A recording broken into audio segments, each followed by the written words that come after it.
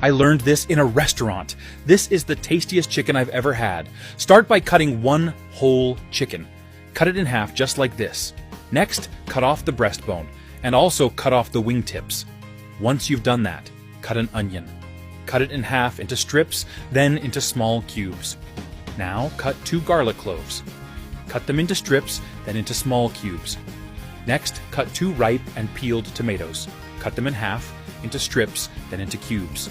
Once you've done that, chop them into very small pieces, just like this. Now, in a medium bowl, add the onion cubes, the garlic cubes, the chopped tomatoes, and season with 1 teaspoon of salt, a pinch of black pepper, 1 teaspoon of chicken seasoning, 1 teaspoon of cumin, and mix all ingredients together until incorporated. After doing that, pour this mixture over the chicken we cut earlier, and rub it very well by hand so that the spices incorporate into the chicken.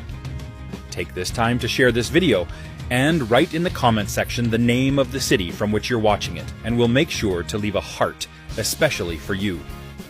Oh, and thanks for sharing this video. Set the chicken aside. Next, in a skillet over medium heat, add a drizzle of oil.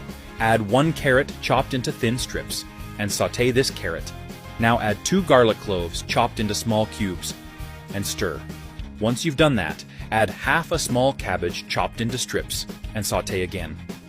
Then add 1 tablespoon of soy sauce, 1 tablespoon of tartar sauce, and stir until incorporated. Then season with 1 teaspoon of salt.